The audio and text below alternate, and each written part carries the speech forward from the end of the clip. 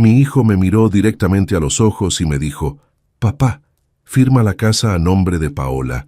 Ya es momento de que hagas algo útil por nosotros».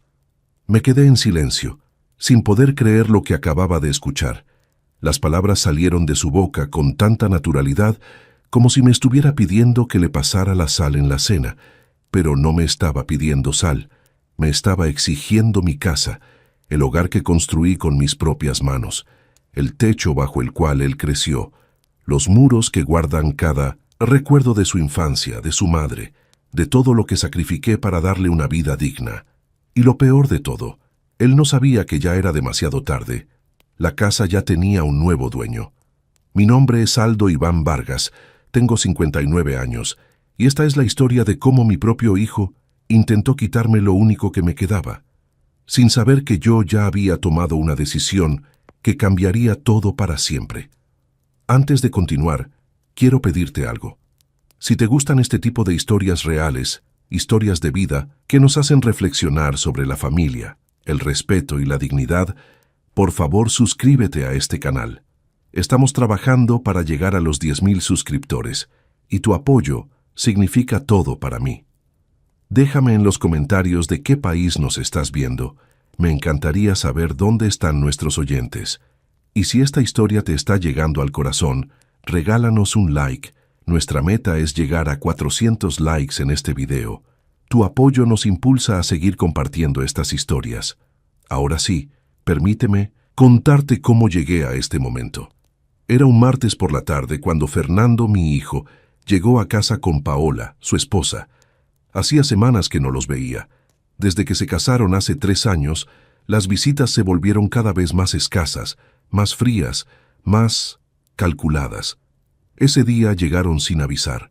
Escuché el motor de su camioneta afuera, ese vehículo nuevo que él tanto presumía, pero que yo sabía que apenas podía pagar.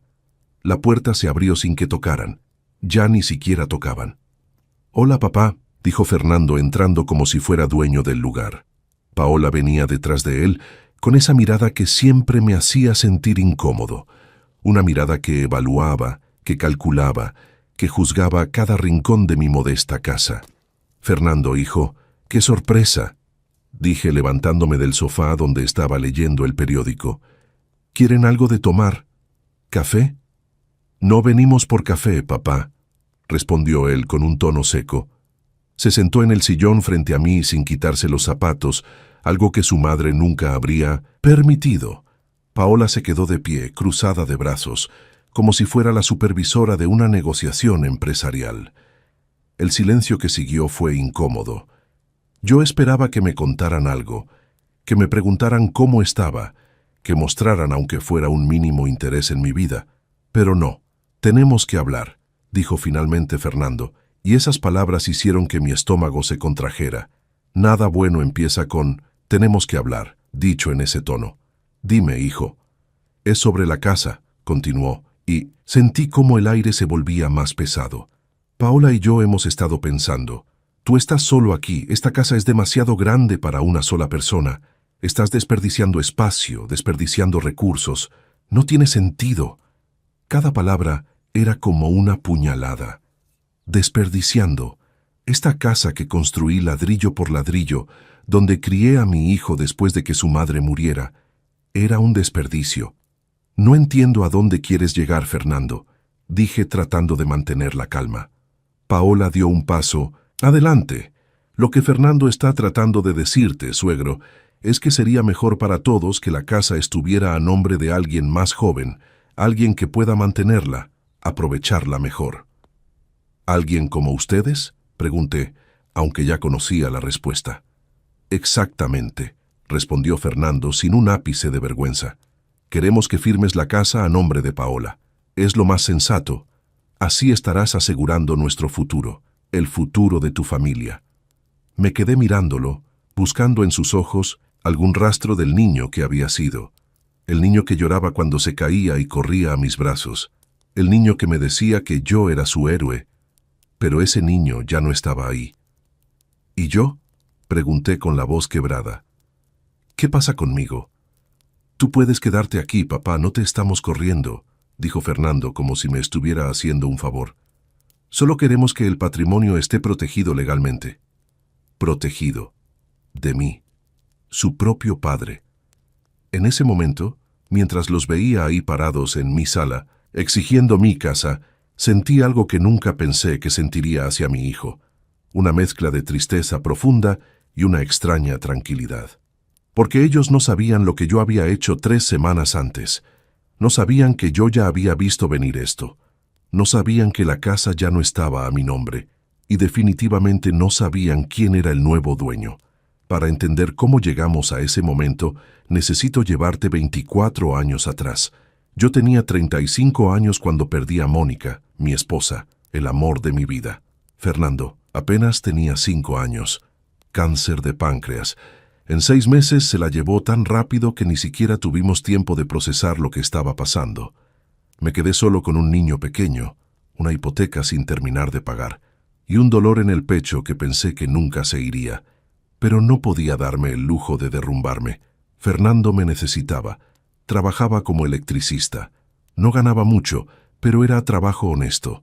Me levantaba a las 5 de la mañana todos los días, preparaba el desayuno para Fernando, lo dejaba con mi vecina doña Carmen para que lo llevara a la escuela, y me iba a trabajar. A veces hacía 2 turnos, a veces 3. Los fines de semana, cuando otros padres descansaban, yo trabajaba en la casa.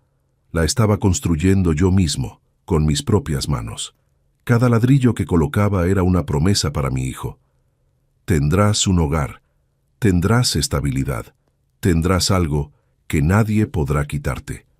O eso pensaba. Fernando creció en esa casa. Cada rincón tiene una historia. La marca en 1910, la pared de la cocina donde medíamos su altura cada cumpleaños. La ventana de su cuarto, que reparé 5 veces porque le encantaba trepar por ella. El jardín donde enterramos a su primer perro, Canelo. Nunca le faltó nada. Tal vez no tuvimos lujos, pero tuvo educación, comida, ropa limpia y sobre todo tuvo amor. Todo el amor que un padre viudo podía dar. Lo apoyé cuando quiso estudiar administración de empresas en la universidad. Me endeudé para pagar sus colegiaturas. Vendí mi camioneta y empecé a usar el transporte público para que él pudiera terminar su carrera. «Papá, voy a tener un buen trabajo y te voy a devolver todo», me decía. «Vas a estar orgulloso de mí». Y lo estaba. Cuando se graduó, lloré como no lloraba desde el funeral de Mónica. Mi hijo, universitario, el primer profesionista de la familia, consiguió trabajo en una empresa mediana. No ganaba tanto como esperaba, pero era un comienzo. Luego, hace 4 años, conoció a Paola en una conferencia de trabajo. Al principio me alegré. Mi hijo había encontrado a alguien. Ya era hora de que formara su propia familia. Pero cuando la conocí, algo en mi interior se inquietó. Paola venía de una familia con más recursos que nosotros. No era rica, pero definitivamente acostumbrada a un nivel de vida superior. Y desde el primer día, lo noté en la forma en que miraba mi casa. Con desdén, con decepción. ¿Aquí creciste?, le preguntó a Fernando la primera vez que vino. No fue una pregunta inocente, fue un juicio. Las cosas cambiaron después de la boda. Fernando empezó a visitarme menos. Cuando venía era diferente, más distante, más crítico. «Papá, deberías remodelar la sala», me decía. «Papá, esas cortinas están muy viejas». «Papá, ¿por qué no vendes esta casa y te compras un departamento más pequeño? Podrías darnos el dinero sobrante para nuestro enganche». Siempre dinero, siempre la casa, siempre lo que yo podía darles. Nunca más me preguntó cómo estaba yo. Nunca más se sentó conmigo a tomar café como antes. Nunca más fue mi hijo. Se había convertido en un extraño que solo me visitaba cuando necesitaba algo. Y ese día, cuando me exigió que firmara la casa a nombre de Paola, confirmé lo que ya venía sospechando desde hacía meses. Había perdido a mi hijo mucho antes de ese momento. Pero lo que ellos no sabían es que yo también había estado tomando mis propias decisiones. Los meses previos a esa tarde en que me exigieron la casa fueron una lenta agonía, una muerte por 1000 cortes, como dicen. Todo comenzó sutilmente, tan gradual que al principio no quise verlo. 3 meses antes de la conversación, Fernando me llamó por teléfono. Era raro porque casi nunca llamaba. Papá, Paola y yo vamos a pasar el domingo. ¿Puedes preparar tu mole? Hace tiempo que no lo comemos. Me emocioné como un tonto. Mi hijo quería mi mole. Quería pasar tiempo conmigo. Compré los ingredientes más frescos. Pasé todo el sábado cocinando. Limpié la casa de arriba a abajo. Llegaron 2 horas tarde. No sé, disculparon. Durante la comida, Paola apenas probó bocado. Está muy condimentado para mí, dijo con una mueca. Fernando no la contradijo. Él, que de niño se comía 2 platos seguidos de mi mole. Después de comer, Fernando se paró y empezó a caminar por la casa como inspector de bienes raíces. Papá, esta casa necesita muchas reparaciones, dijo tocando las paredes. El techo tiene filtraciones, ¿verdad? La instalación eléctrica debe estar obsoleta. ¿Cuándo fue la última vez que le diste mantenimiento? La casa está bien, hijo, la mantengo lo mejor que puedo. Lo mejor que puedes no es suficiente, intervino Paola. Una propiedad como esta necesita inversión constante. Si no, pierde valor. Valor.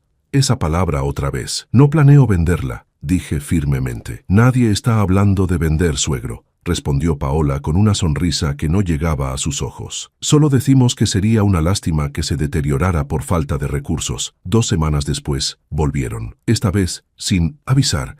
Era un viernes por la noche. Yo estaba cenando solo, como siempre, viendo las noticias. Tocaron la puerta con insistencia. Papá, necesitamos hablar, dijo Fernando entrando sin esperar invitación. Venían agitados, como si hubieran estado discutiendo en el carro. ¿Qué pasa? ¿Está todo bien? No, papá, no está todo bien, explotó Fernando. Paola y yo estamos ahogados financieramente. La camioneta, el departamento que rentamos, todo está carísimo. Y tú aquí, solo, en una casa de 4 recámaras. Fernando, sí, necesitan dinero. No queremos tu dinero, papá, me interrumpió. Paola lo miraba, como dándole ánimos para continuar. Queremos ser inteligentes. Queremos una solución a largo plazo. ¿Qué solución? Se miraron entre ellos. Que nos dejes vivir aquí, contigo, así dividimos gastos, cuidamos la casa y todos ganamos. Mi corazón se aceleró. ¿Vivir juntos? Por un segundo, la idea me ilusionó. Tal vez así podríamos recuperar la relación. Tal vez volvería a tener una familia. ¿Vivir aquí, los 3 juntos?, pregunté. Exacto, dijo Paola, pero necesitaríamos hacer algunos cambios. Estas cortinas tienen que irse. Este mueble tan viejo también. Y tu cuarto, el principal, es el más grande. Tendría más sentido que tú te cambiaras al cuarto de servicio y nosotros tomáramos el principal. Somos una pareja joven, necesitamos espacio. Las palabras me golpearon como balde de agua fría. No querían vivir conmigo. Querían que yo viviera en mi casa como un huésped de 1900 segunda clase. No, dije simplemente. ¿Cómo que no? Fernando levantó la voz.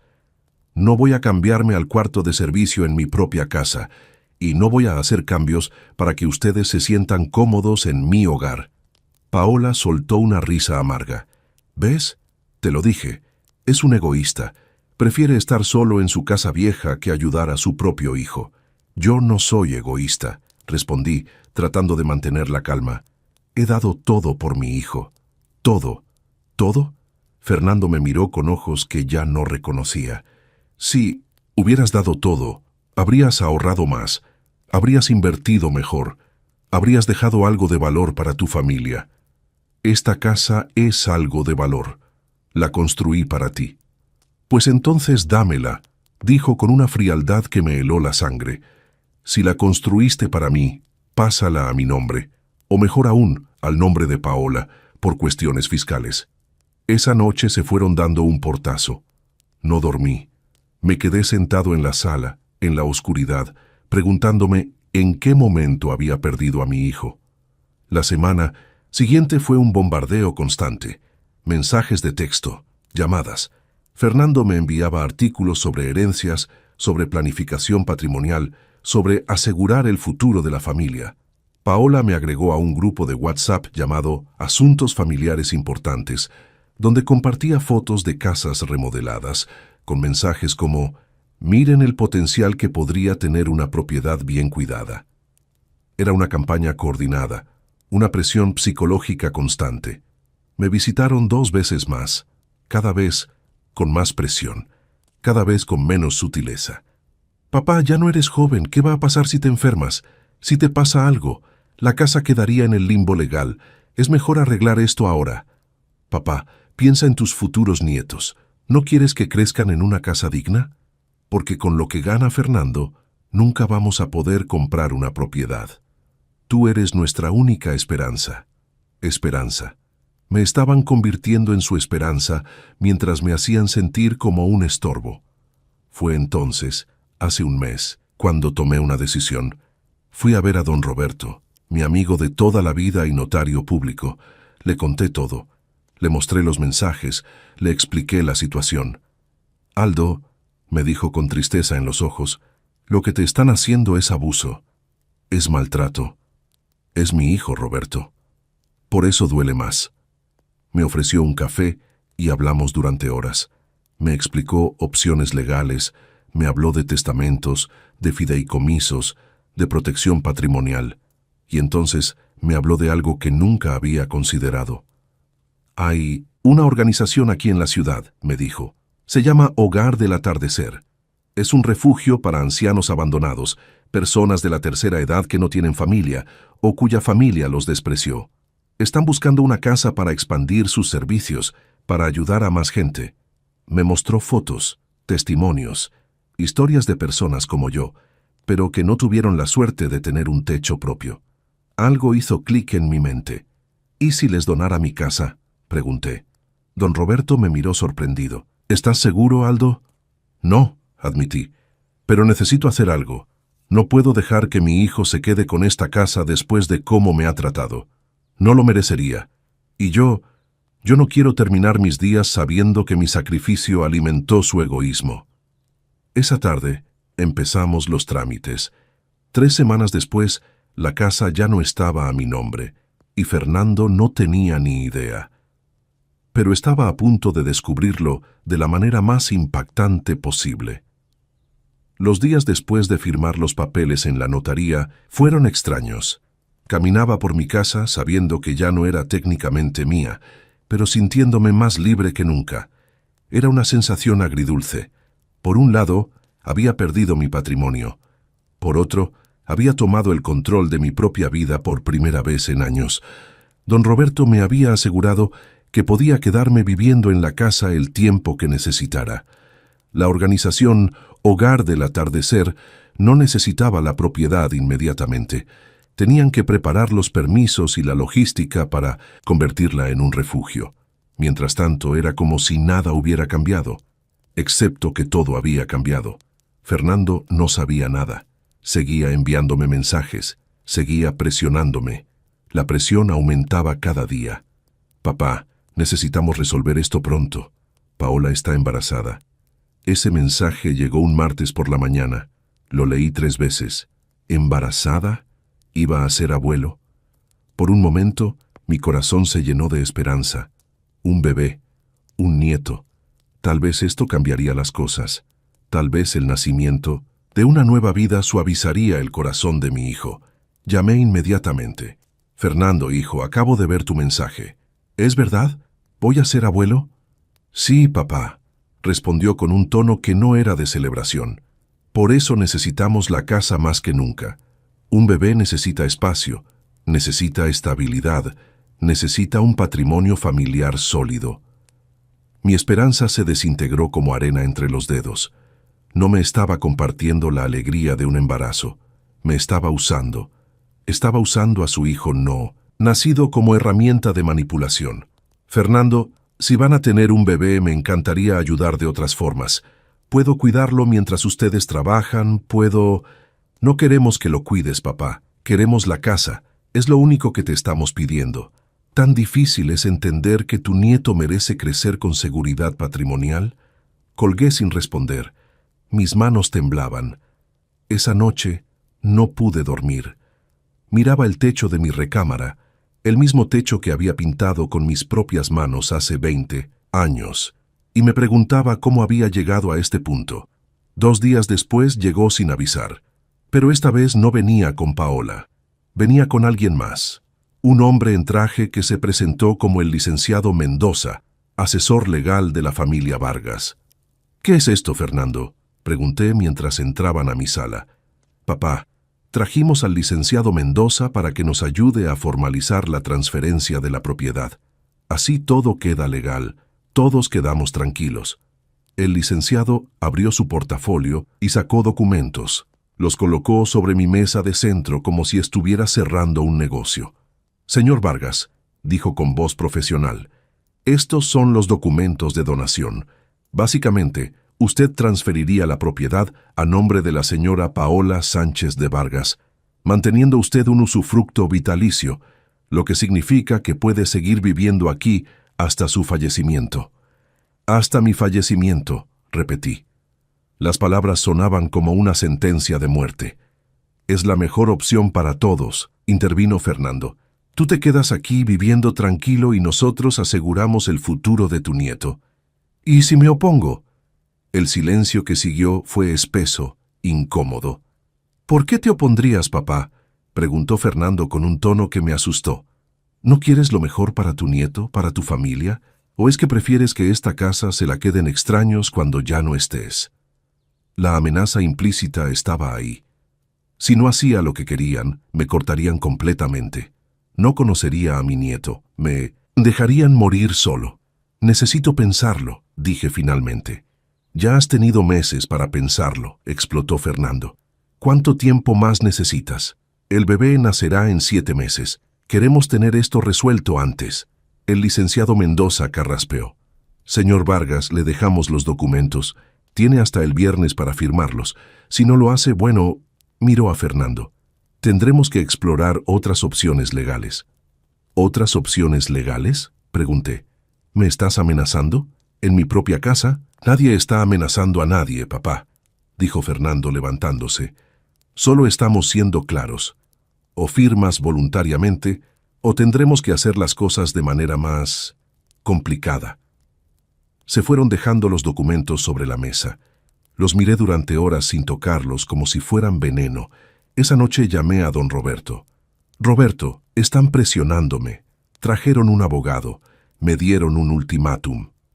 «Aldo, escúchame bien», dijo mi amigo con voz seria. «No firmes nada. Esos documentos probablemente están diseñados para dejarte sin protección alguna. Y aunque no lo estuvieran, ya no puedes donar lo que no es tuyo. La casa ya no está a tu nombre, ¿recuerdas?». Tenía razón. No podía donar lo que ya había donado. «¿Qué hago, Roberto?».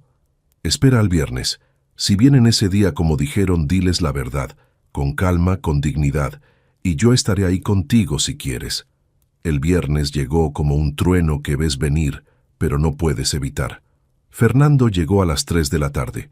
Esta vez sí venía con Paola, y con el licenciado Mendoza, y con una escribana pública para dar fe del acto.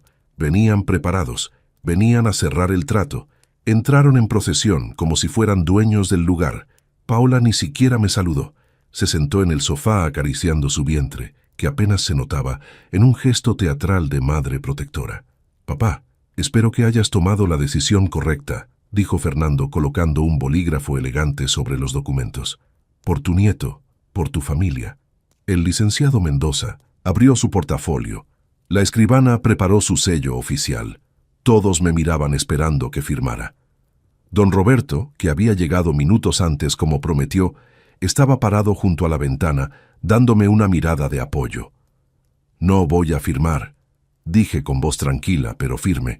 Fernando dejó escapar un suspiro de frustración.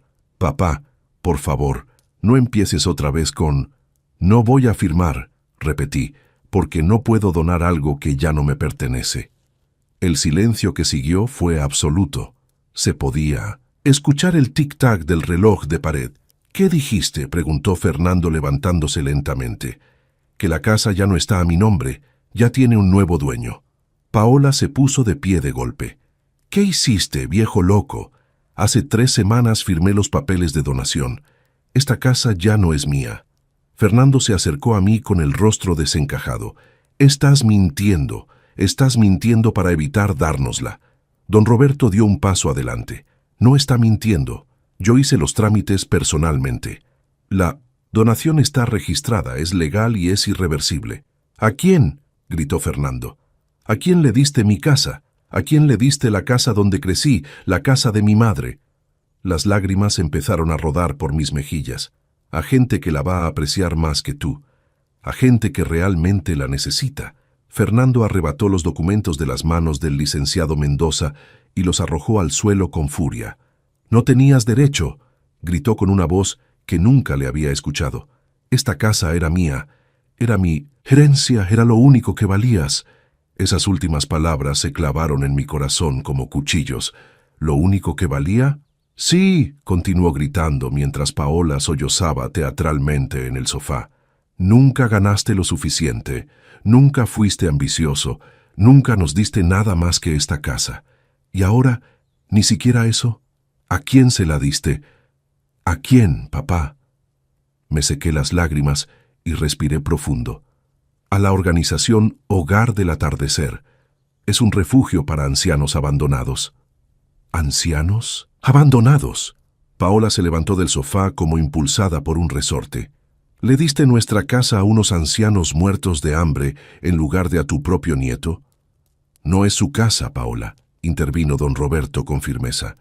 Nunca fue su casa, y el señor Vargas tiene todo el derecho legal de hacer con su propiedad lo que considere apropiado. El licenciado Mendoza, claramente incómodo con la situación, comenzó a guardar sus documentos. Señor Vargas, yo no sabía que la propiedad ya había sido transferida. Esta situación es irregular, yo me retiro. No se va a ningún lado, le gritó Fernando. Esto tiene que poder revertirse, tiene que haber algo que podamos hacer. Me temo que no, respondió el licenciado. Una donación registrada y aceptada por la parte beneficiaria es un acto jurídico consumado.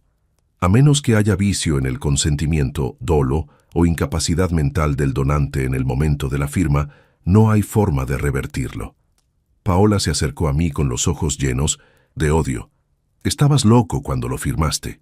Claramente no estabas en tus 5 sentidos. Podemos probarlo. Podemos decir que don Roberto aquí te manipuló. Señora, don Roberto sacó una carpeta de su portafolio. Como notario, tengo la obligación legal de verificar la capacidad mental del donante. El señor Vargas fue evaluado por un médico psiquiatra certificado antes de la firma. Aquí está el certificado médico. Estaba en pleno uso de sus facultades mentales. Además, todo el proceso fue grabado en video como es requerido por la ley en donaciones de este tipo. ¿Quieren ver la grabación? Fernando me miró como si fuera un enemigo. «Planeaste esto. Lo planeaste todo. ¿Desde cuándo? ¿Desde cuándo decidiste traicionar a tu propia familia?» «No los traicioné», dije con voz temblorosa pero firme. «Ustedes me traicionaron primero. Cada visita, cada llamada, cada mensaje. Todo era sobre la casa. Nunca sobre mí. Nunca sobre cómo estaba. Nunca sobre si necesitaba algo. Solo querían mi propiedad». «Porque es lo único que tienes para dar», gritó Fernando. «No tienes dinero. No tienes ahorros. No tienes nada más que ofrecer». El silencio que siguió a esas palabras fue demoledor. «Tienes razón», dije finalmente, sintiendo cómo algo se rompía dentro de mí. «No tengo dinero, no tengo ahorros. ¿Y sabes por qué? Porque cada centavo que gané lo invertí en ti, en tu educación, en tu futuro, en darte lo que yo nunca tuve. Vendí mi camioneta para pagar tu último semestre. Trabajé doble turno durante años para que tuvieras una graduación digna. Pospuse cirugías que necesitaba para pagar tus libros. Nadie te pidió que hicieras eso», dijo Paola con desprecio. «No», acepté. «Nadie me lo pidió. Lo hice porque era mi hijo, porque lo amaba, porque pensé que así él vería el valor del sacrificio, de la familia, del amor que no se mide en propiedades». Fernando dio un paso hacia mí. Por un momento pensé que iba a golpearme. «¿Y qué hay de tu nieto? ¿No piensas en él? ¿Qué va a heredar? ¿Nada? Va a heredar algo mucho más valioso que una casa», respondí. «Va a heredar la lección de que la dignidad no se negocia, que el amor no se compra, y que tratar mal a las personas mayores, especialmente a tus propios padres, tiene consecuencias». «¿Consecuencias?», se burló Paola. La única consecuencia es que te vas a morir solo, porque no vamos a volver, nunca, y tu nieto, cuando nazca, ni siquiera va a saber que exististe. Esas palabras fueron diseñadas para destruirme, y casi lo lograron. Eso, dije con la voz quebrada, es decisión de ustedes, pero no voy a ser chantajeado con el amor de mi nieto. Si para conocerlo tengo que entregarles todo lo que soy, todo lo que construí, toda mi dignidad, entonces prefiero no conocerlo. Fernando recogió sus cosas del sofá. Su rostro era una máscara de furia contenida. Esto no se va a quedar así. Vamos a investigar. Vamos a encontrar alguna irregularidad. Vamos a recuperar lo que es nuestro. No es de ustedes, repetí. Nunca lo fue. Era mi herencia, gritó una última vez antes de dirigirse a la puerta. La herencia se gana con amor y respeto, le dije a su espalda. Ustedes solo mostraron codicia. Paola lo siguió, no sin antes voltearse para lanzarme una última mirada llena de veneno. Eres un viejo amargado y egoísta. Espero que tu conciencia te permita dormir cuando sepas que tu nieto está creciendo sin las oportunidades que tú pudiste darle. Mi conciencia está tranquila, mentí, porque en realidad mi corazón estaba destrozado. El licenciado Mendoza se disculpó torpemente y salió detrás de ellos.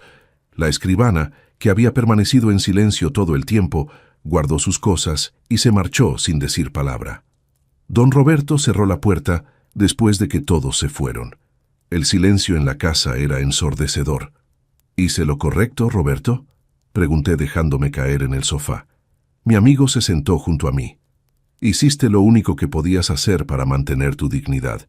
Y créeme, Aldo, la dignidad es lo único que nadie puede quitarte, a menos que tú se lo permitas. Acabo de perder a mi hijo. No, me corrigió. Ya lo habías perdido hace tiempo. Hoy solo lo confirmaste. Lloré. Lloré como no lloraba desde la muerte de Mónica. Don Roberto se quedó conmigo en silencio, siendo el amigo que necesitaba. Cuando finalmente me calmé, me limpié el rostro y miré alrededor de mi sala. Esta casa que ya no era mía legalmente, pero que seguía siendo mi hogar. ¿Y ahora qué?, pregunté. Ahora, dijo don Roberto con una sonrisa triste. Ahora vives. Vives sabiendo que hiciste lo correcto. Y esperas. ¿Esperar qué? A que tu hijo, algún día, entienda lo que hizo. A que la vida le enseñe las lecciones que tú no pudiste enseñarle. O simplemente esperas a estar en paz contigo mismo. Esa noche, solo en mi casa, me senté en el jardín donde Fernando jugaba de niño. Recordé al pequeño que corría persiguiendo mariposas, que me abrazaba cuando tenía miedo, que me decía que yo era su héroe, y me pregunté en qué momento ese niño murió y se convirtió en el hombre que acababa de gritarme que yo era lo único que valía. Pero la historia no terminaba ahí. Lo que vino después nadie, ni yo mismo, lo esperaba. Las siguientes 2 semanas fueron un infierno silencioso. Fernando no volvió, no llamó, no escribió. Era como si hubiera muerto, pero los mensajes de Paola llegaban a todas horas. Mensajes llenos de rabia, de insultos, de amenazas veladas. Vas a arrepentirte de esto. Le estás robando el futuro a tu nieto. Eres un viejo malagradecido después de todo lo que Fernando hizo por ti. Vamos a demandarte. Vamos a probar que estabas senil. Bloqueé su número. Pero el daño ya estaba hecho. No podía dormir. Apenas comía. La casa, tan llena de recuerdos, ahora se sentía como una tumba. Fue don Roberto quien me sacó del pozo. Aldo, necesitas salir de aquí. Ven, acompáñame a conocer a la gente de Hogar del Atardecer. Quieren agradecerte personalmente. No quería ir. No tenía fuerzas, pero Roberto insistió. La sede temporal de la organización estaba en un edificio modesto del centro. Al entrar, me recibió una mujer de unos 50 años con una sonrisa cálida. Señor Vargas, soy Elena Ruiz, directora de la organización. No sabe cuánto significa para nosotros lo que ha hecho. Me llevó a recorrer las instalaciones. Había unos 15 ancianos ahí, algunos en sillas de ruedas, otros jugando dominó, otros simplemente sentados mirando por la ventana. Estos son nuestros residentes actuales, explicó Elena. Todos fueron abandonados por sus familias. Algunos vivían en la calle, otros en condiciones deplorables. Aquí tienen techo, comida, atención médica y, sobre todo, dignidad. Un anciano se acercó a mí apoyándose en un bastón. ¿Usted es el señor que donó su casa? Asentí sin poder hablar. Dios lo bendiga, dijo con lágrimas en los ojos. Mi hijo me dejó en un asilo del gobierno donde me trataban como basura. Aquí me tratan como persona. Si no fuera por gente como usted, yo estaría muerto en alguna cuneta. Algo dentro de mí se movió. Este hombre podría haber sido yo.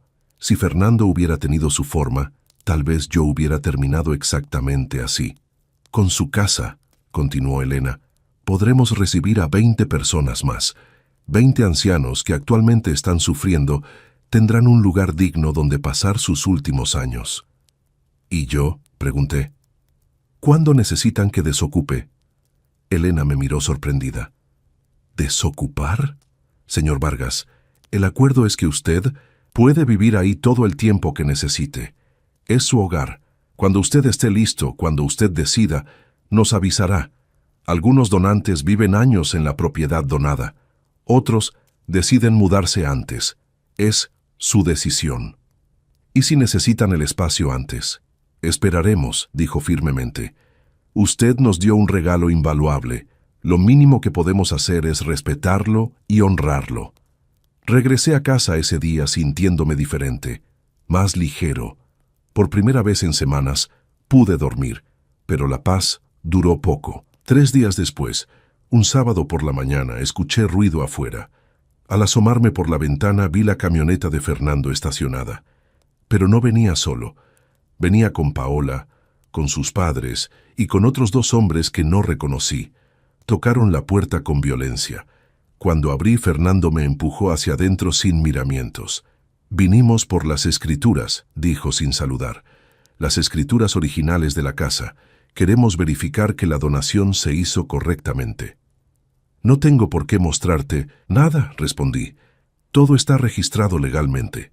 El padre de Paola, un hombre corpulento con expresión amenazante, dio un paso hacia mí. «Mire, señor, no queremos problemas, solo queremos ver los papeles». «¿O qué?», pregunté sintiendo miedo pero manteniéndome firme. «¿Van a golpear a un anciano?» «Nadie va a golpear a nadie», intervino Paola. «Pero tenemos derecho a verificar que no hubo fraude en la transacción».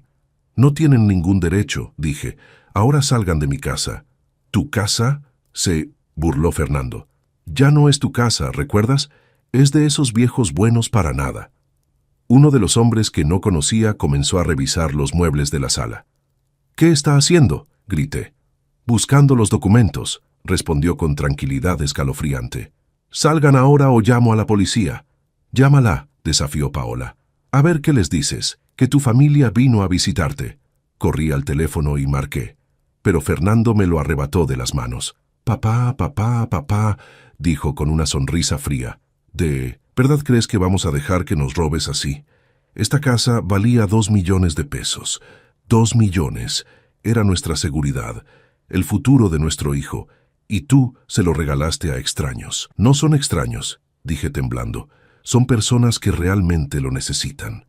«Nosotros lo necesitábamos», gritó perdiendo el control. «Estamos endeudados hasta el cuello. La camioneta está a punto de ser embargada. El departamento donde vivimos nos lo van a quitar. Y tú tenías la solución y la tiraste a la basura». «Entonces vendan la camioneta», dije. «Consigan un departamento más barato. Vivan de acuerdo a sus ingresos». «¿Vivir como tú?», escupió Paola. «¿Como un pobre miserable? ¿Eso querías para tu nieto? ¿Que creciera en la pobreza?» «No soy miserable. Soy digno. Hay una diferencia». El padre de Paola se acercó peligrosamente.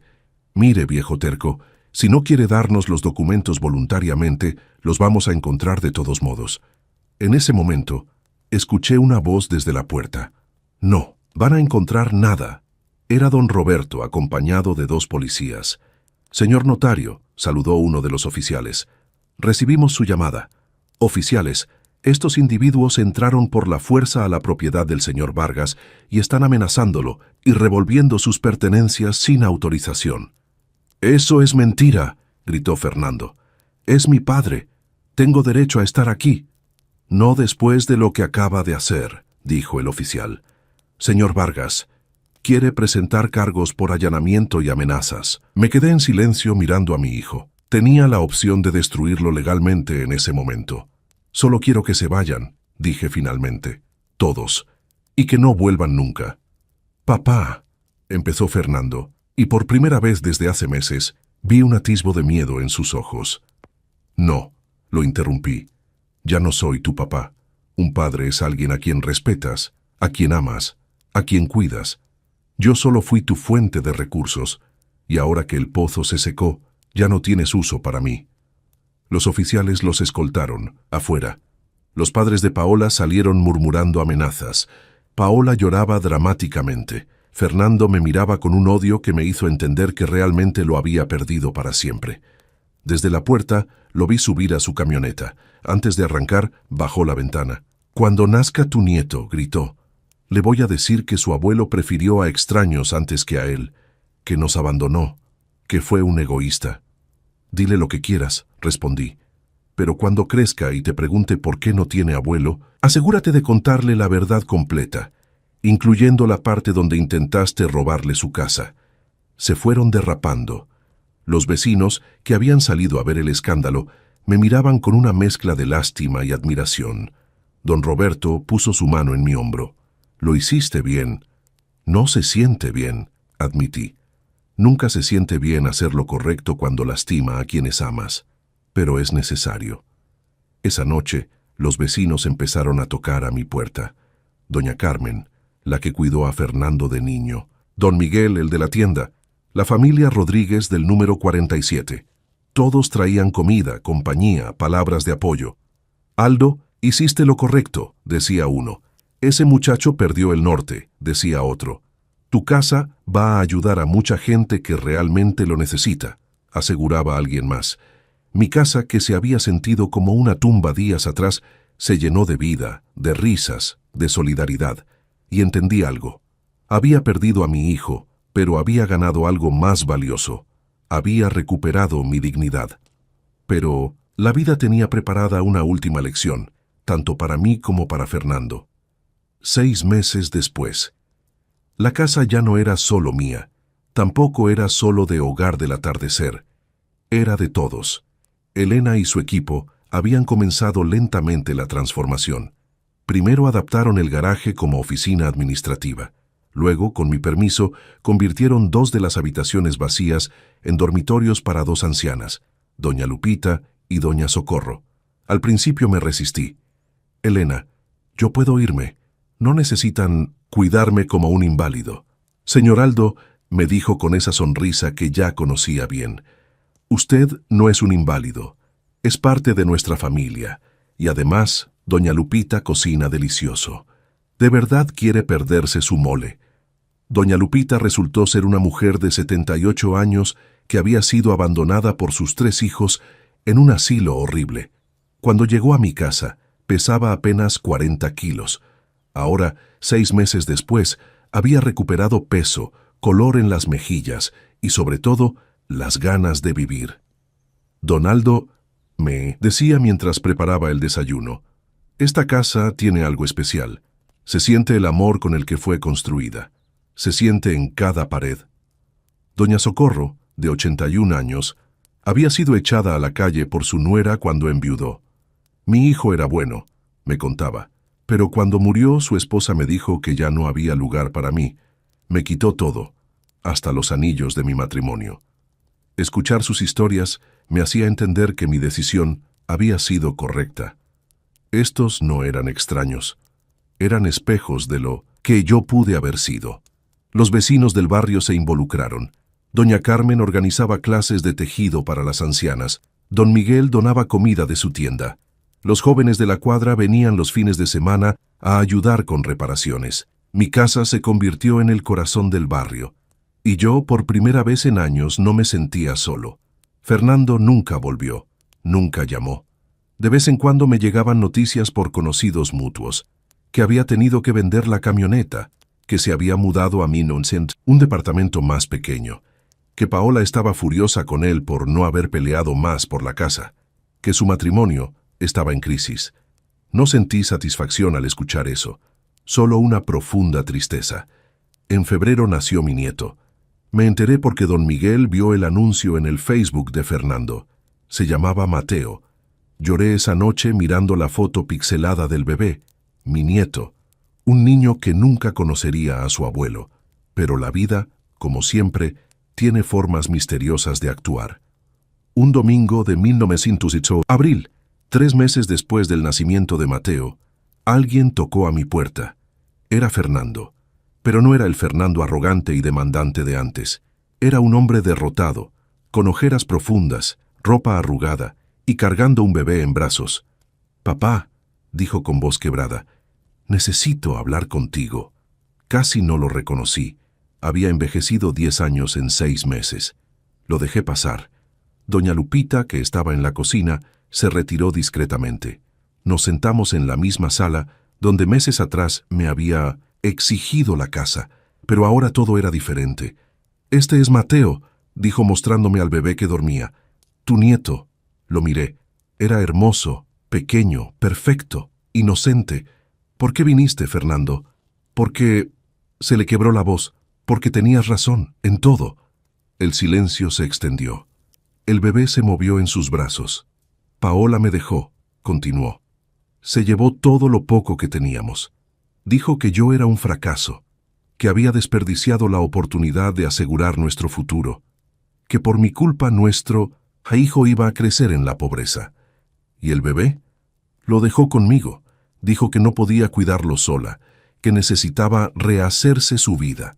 Las lágrimas comenzaron a rodar por sus mejillas. «Papá, estoy quebrado, perdí el trabajo, debo 3 meses de renta, no tengo para la fórmula del bebé, no tengo nada». Parte de mí quería decirle, «¿Ves? Esto es lo que pasa cuando solo piensas en dinero». Pero miré al bebé y no pude. «¿Y vienes a pedir qué?» «No vengo a pedir nada», dijo limpiándose las lágrimas. «Vengo a disculparme. Vengo a decirte que pasé estos meses odiándote, culpándote, y solo hasta ahora entiendo lo que hiciste». «¿Qué entendiste?» «Que me convertí en el tipo de persona que abandona a su propio padre. El tipo de persona que solo ve a su familia como fuente de recursos. El tipo de persona que…» Hizo una pausa. «El tipo de persona que mi madre habría odiado». La mención de Mónica me partió el corazón. «Tu madre habría estado muy decepcionada», admití. «Lo sé», sollozó. «Y tú también. Y lo siento, papá, lo siento tanto». El bebé empezó a llorar. Fernando lo mecía torpemente, claramente sin experiencia. «Dámelo», dije extendiendo los brazos. Tomé a mi nieto por primera vez. Era cálido, pequeño, indefenso. Y en ese momento entendí que la vida me estaba dando una segunda oportunidad. «Fernando», dije mientras calmaba al bebé, «voy a ayudarte, pero no con dinero, no con propiedades, voy a ayudarte de la única forma que importa». «¿Cómo?» «Enseñándote a ser padre, como yo fui padre para ti, no perfecto pero presente, no rico pero comprometido. Después de todo lo que hice, eres mi hijo», dije simplemente, «y ese bebé es mi nieto, y la familia, la verdadera familia, no abandona, aunque duela, aunque cueste, aunque haya decepción». Fernando se abrazó a mí y al bebé. Lloró como no lloraba desde niño. Doña Lupita apareció en la puerta. «¿Preparé un biberón? Ese niño parece tener hambre». «Sí, por favor», respondí. Durante las siguientes semanas, Fernando empezó a visitarnos regularmente. Al principio era tímido, avergonzado, pero poco a poco empezó a integrarse. Doña Socorro le enseñó a hacer el biberón correctamente. Doña Lupita le mostró cómo bañar al bebé. Don Roberto lo ayudó a conseguir trabajo en una constructora. Y yo simplemente estuve ahí, como siempre había estado. Un día, mientras mecíamos a Mateo en el jardín, Fernando me preguntó, «¿Crees que algún día pueda compensarte por lo que hice?» «No hay nada que compensar», respondí. «Lo que hice con la casa lo hice por mí, por mi dignidad, por darle sentido a mi vida. Pero esta segunda oportunidad que te estoy dando, la hago por Mateo, porque él merece tener un padre que entienda lo que realmente importa. ¿Y qué es lo que realmente importa? Que cuando tu hijo crezca y te mire vea a un hombre de honor, no a un hombre rico, sino a un hombre que sabe lo que vale. Que cuando tenga edad de entender, pueda escuchar la historia de cómo su padre se equivocó, pero tuvo el coraje de reconocerlo y cambiar. Fernando asintió en silencio. Hoy, 8 meses después de aquel día horrible en que me exigió la casa, Fernando viene todos los días. Trae a Mateo. A veces se queda a comer. A veces solo viene a platicar. La casa ya alberga a 5 ancianos permanentes. Pronto serán 10. Elena dice que en un año podrán llegar a los 20. Yo sigo viviendo aquí, en mi recámara, rodeado de gente que me aprecia no por lo que tengo, sino por lo que soy. ¿Me arrepiento de haber donado la casa? No. ¿Duele ver que mi hijo tuvo que tocar fondo para entender las lecciones que traté de enseñarle? Sí, todos los días. Pero cuando cargo a mi nieto, cuando veo a Fernando aprendiendo a ser padre, cuando escucho las risas de doña Lupita en la cocina, cuando don Roberto viene a jugar dominó los viernes, entiendo que hice más que donar una casa. Planté semillas de dignidad, de respeto, de amor verdadero. Y esas semillas están empezando a florecer. Mi nombre es Aldo Iván Vargas. Tengo 59 años. Ya no soy dueño de mi casa, pero soy dueño de algo mucho más valioso. Mi dignidad, mi paz interior y una familia que está aprendiendo, poco a poco, lo que realmente significa amar. Y eso no tiene precio. Si esta historia tocó tu corazón, por favor compártela. Hay muchos ancianos ahí afuera siendo maltratados por sus propias familias. Hay muchos hijos que no entienden el valor del sacrificio paternal hasta que es demasiado tarde. No olvides suscribirte al canal para más historias reales que nos hacen reflexionar sobre la familia, el respeto y la dignidad. Déjame en los comentarios. ¿Crees que Aldo hizo lo correcto? ¿Qué hubieras hecho tú en su lugar? Y recuerda, la verdadera riqueza no está en lo que dejamos como herencia material, sino en los valores y la dignidad que transmitimos. Gracias por acompañarme en esta historia. Nos vemos en la próxima. Que Dios te bendiga.